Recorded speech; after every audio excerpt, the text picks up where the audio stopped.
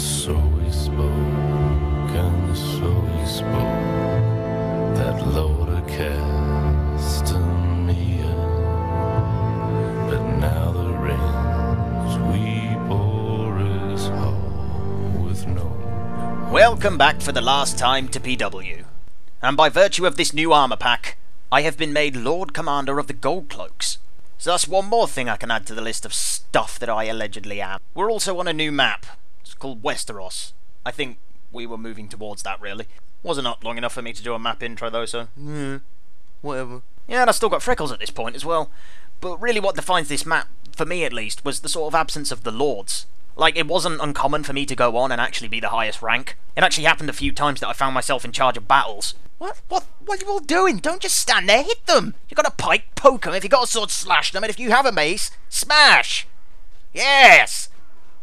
Better! Yes, smash! Come on, smash!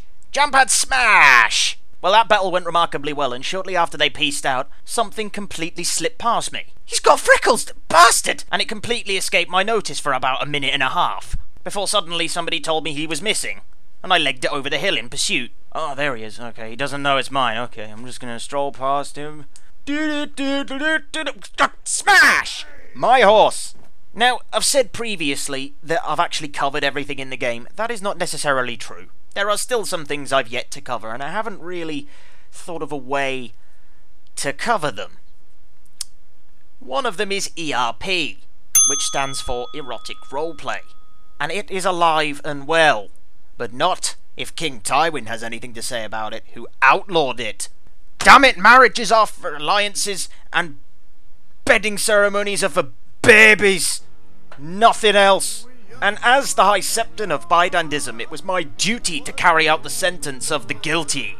By order of Tywin Lannister, King of the Iron Throne, Lord Paramount of the Westerlands, and all-round nice guy, I sentence you to being shot unceremoniously in the face, by the authority given to me by Bidandism, and the enormous pleasure I get from it by being a complete and utter bastard. Crossbowmen, present, and fire.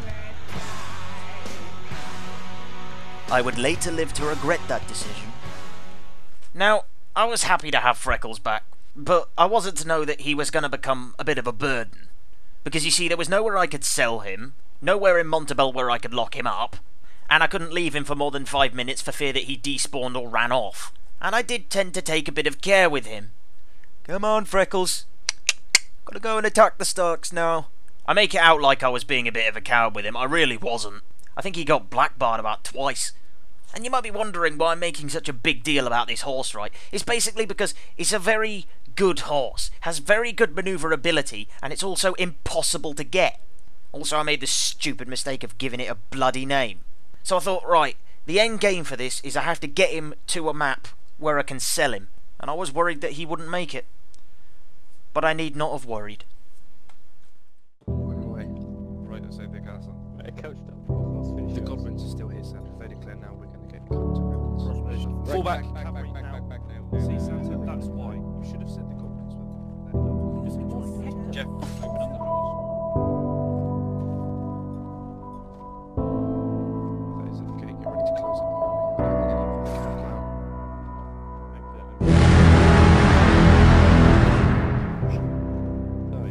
My jump pad's coming in.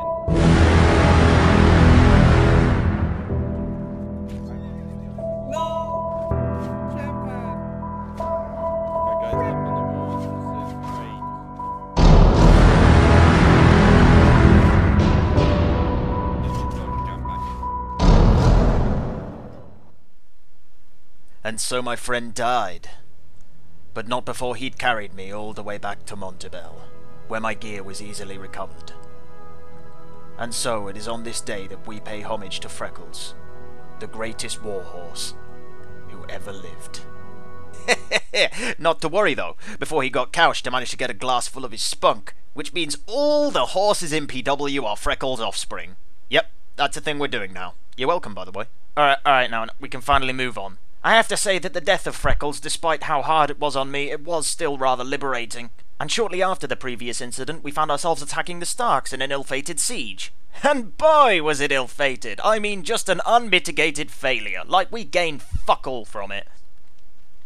However, the next day, I found myself in charge of the infantry. We'd just taken Moat Cailin and we were eyeballing Sargoth again, the castle that we had failed to take the day before, and I began communicating with the Godwins, who at the time we had a non-aggression pact with.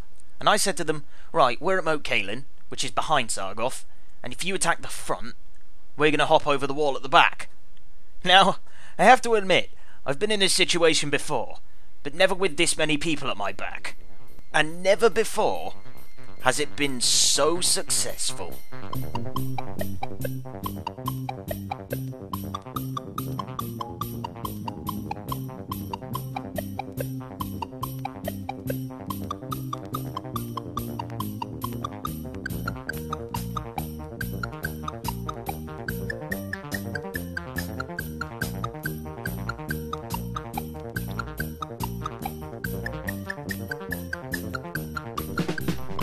So yeah, we took the castle with basically no casualties. All the Godwins died for us.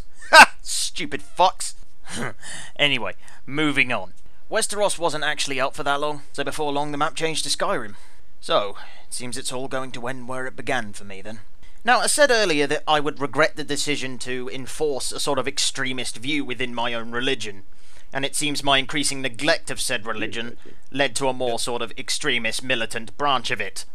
In the name of the Islamic Violent Caliphate, King Tywin Lannister, I hereby sentence you to death.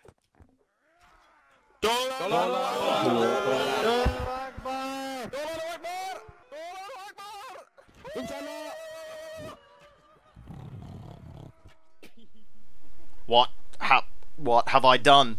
Oh, Dolan save us. I suppose I have to go with this, though. Times are changing, after all. You see, when the Lannisters were on Westeros, we had a non-aggression pact with the Godwins, but Will, being the bad-tempered, cantankerous half-man that he is, decided that he was going to break the non-aggression pact and attack the Godwins after they stole his plate armour. You know, I'm glad I can't wear anything heavier than a byrnie. Speaking of which, you can't get on Skyrim. House Brax became our vassal, and that was about it in terms of allies. We stood alone. Or so I thought. Because we had a very unlikely ally in the Starks, more than once, which is unprecedented. But still, there were so many wars on Skyrim that I can't really cover all of them, so I think we're just going to have to do them all at once. For once, at least, it was not a slow couple of days.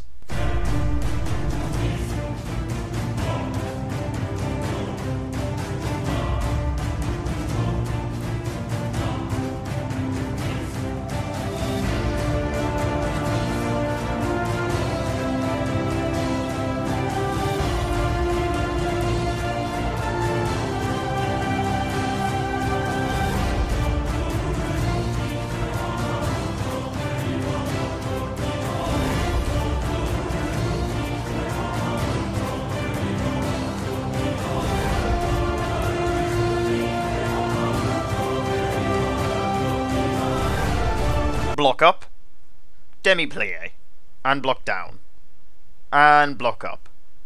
Well done.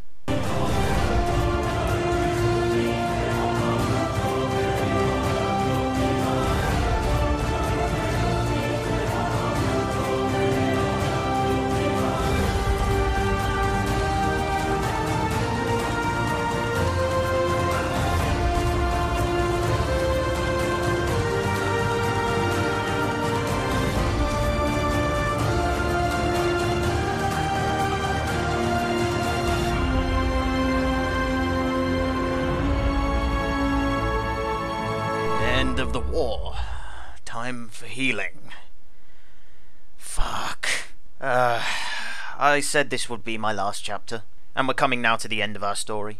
And some of you may know how this ends. I'll be honest, I wasn't really expecting the ending to be this conclusive. I said previously that I've covered everything in PW, and yes, there was the aforementioned ERP, but you have to understand that a lot of people in PW have personal grievances with one another, and there is a very real aspect of intrigue, for want of a better word. About 2 or 3 weeks ago now, I was in a Lord's meeting with Tavington and the other Lords, when by coincidence the news reached us that Tav was going to be banned, permanently, and that it would be irrevocable.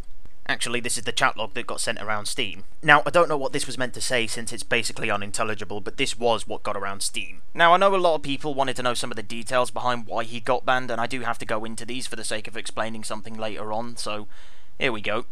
As for the dual accounts, yes, Tav did have a second account, but a lot of people do have second accounts. And as far as I know, no evidence was ever posted that he trolled on that second account. Or any evidence that he had a second account at all, for that matter. I may have actually just grassed him up, I'm not 100% on that. So, if it's against the rules to have a second account, that's actually news to me. And also, I don't really understand that rule, because it's completely inconsequential anyway, so, you know. As for the failure to support the no harass rule, the details of that are that a thread was put up concerning it, and Tav went on it and basically said the word retard should not be made ban-worthy, simply because if it was ban-worthy, it would get used by a lot of people simply as ban-baiting. And I have to agree with him on that. However, though, this was construed as him failing to support the new rule. Now, I would have thought that as the representative of one of the largest groups in the community, you would have a right to have your say, especially since Tav actually wrote quite a bit of the current rule set. But, alas, apparently not. Now, on Tav's player information, his ban reason is listed as toxic player, do not unban ever. I mean, it's not hard to tell when you put all these three things together that Tav was banned because someone didn't like him. They're not ban reasons, they're ban excuses. So, why did the SO need ban excuses? Now we're going to get into the really juicy part of the intrigue. It's my understanding that certain members of the Starks, predominantly Warden Greatjohn, went to the server owner with some claim that the levels of harassment were getting too high on the server.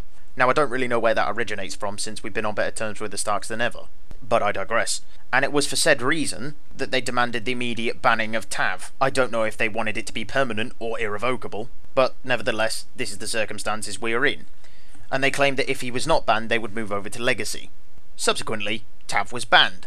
That's the full story behind Tav getting banned. Those are the facts, and my biased opinion, somewhat. I think I got everything right there. I've spoken to quite a lot of people about it. Been trying to fact check quite a lot, that's why this has taken so long. But there is a fair bit of Chinese whispers and misinformation around there, so I don't know.